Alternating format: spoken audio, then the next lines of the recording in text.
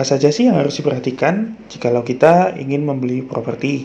Simak video ini sampai habis ya.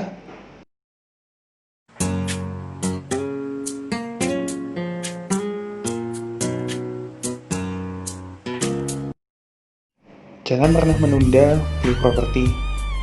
Kota Surabaya beberapa tahun yang lalu tidak secantik ini.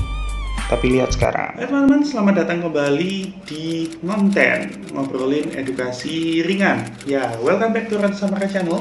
Thank you untuk yang tetap support saya. Terima kasih untuk teman-teman yang sudah subscribe. Dan saya menghimbau untuk teman-teman yang mungkin belum subscribe channel ini, saya mohon bantuannya untuk terus support channel ini karena saya akan berjanji untuk memberikan konten-konten positif yang memberikan edukasi ke kalian tentang apa yang saya ketahui, apa yang saya pelajari seputar dunia properti, baik itu berupa investasi atau untuk kalian yang harus diperhatikan untuk sebelum membeli properti atau berinvestasi properti.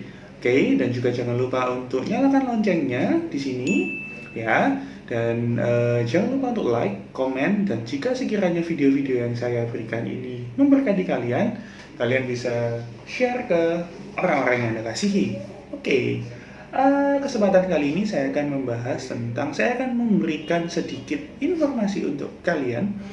Bagi kalian yang sekarang ini sedang menimbang-nimbang atau sedang memikirkan untuk membeli rumah pertama mungkin atau menambah investasi properti Anda.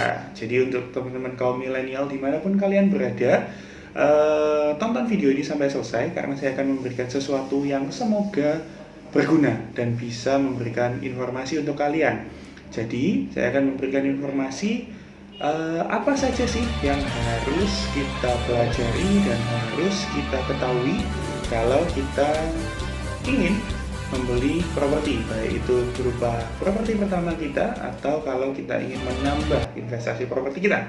Oke, yang pertama, di dunia properti ada satu istilah bahwa yang terpenting di dalam investasi properti adalah lokasi, lokasi, dan lokasi. Ya, jadi yang nomor satu yang paling penting adalah lokasi. Kenapa kok lokasi ini penting sekali, teman-teman? Oke, jadi begini.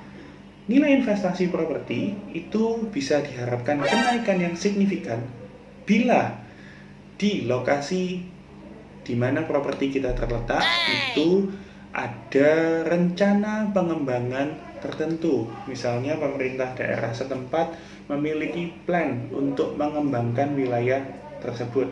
Otomatis wilayah tersebut akan memiliki proyeksi kenaikan harga yang cukup tinggi. Kemudian lokasi yang dimaksudkan di sini adalah jangkauan akses ke lokasi-lokasi tertentu. Misalnya, apakah lokasinya dekat dengan jalan tol, ataukah lokasinya berada di dekat jalan raya, atau berada di akses-akses yang menghubungkan ke satu tempat ke tempat yang lainnya, mempermudah akses dan mobilitas, atau di lokasi properti yang akan kita beli tersebut memiliki fasilitas yang memadai. Contohnya ada rumah sakit, sekolah, pasar, mall mungkin, atau pusat perbelanjaan. Ya, jadi kenapa lokasi di sini memiliki peranan yang sangat penting apabila kita hendak membeli properti. Oke, jadi yang pertama sekali lagi yang terpenting adalah kita bicara soal lokasi. Kemudian yang kedua, yang perlu kita ketahui adalah siapa pengembang atau siapa developer yang memasarkan propertinya tersebut ke kita. Kita mesti tahu track record dari si pengembang ini bagaimana. Apakah mereka ini merupakan pengembang yang terpercaya, yang janji-janjinya terpenuhi dengan baik, atau kita juga mesti hati-hati dengan maraknya investasi bodong. Di dunia properti pun sama, ada developer yang kurang bisa dipercaya kredibilitasnya. Jadi kalau kita membeli produk dari developer tersebut, kita juga mesti sangat berhati-hati. Jadi kita mesti tahu kredibilitas dari developer yang akan kita beli produknya. Itu yang kedua. Kemudian yang ketiga, kita juga harus tahu status tanahnya. Apakah lahan dari properti yang akan kita beli tersebut, status tanahnya itu clean and clear. Clean and clear di sini maksudnya apakah status tanahnya tersebut terbebas dari sengketa atau tidak. Karena di dunia properti ini rawan sesuatu yang dinamakan sengketa. adanya tumpang tindih status kepemilikan. Jadi antara satu pemilik dan pemilik yang mengaku-ngaku sebagai pemilik itu biasanya terjadi perdebatan kepentingan.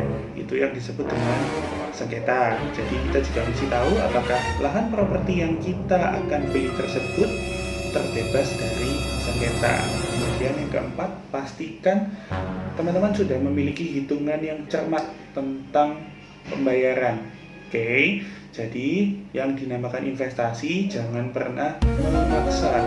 Jadi teman-teman harus memperhatikan apakah cash flow teman-teman itu sudah memadai. Jadi jangan hanya mengandalkan emosi dan semata-mata insting. Oke, aku punya duit sekian, aku harus masukkan ini semua. Teman-teman juga harus memperhatikan apakah dalam jangka waktu tertentu, karena pembelian properti itu biasanya memiliki tempo yang cukup panjang. Kalau misalnya kita beli properti dengan kredit kepemilikan rumah atau KPR, biasanya temponya antara 5 sampai bahkan 20 tahun. Kita juga mesti cermat apakah penghasilan kita setiap bulan itu bisa mengcover cicilan kita. Jangan sampai kita memaksakan. Kita punya penghasilan 5 juta, 4.500.000-nya kita pakai untuk mencicil.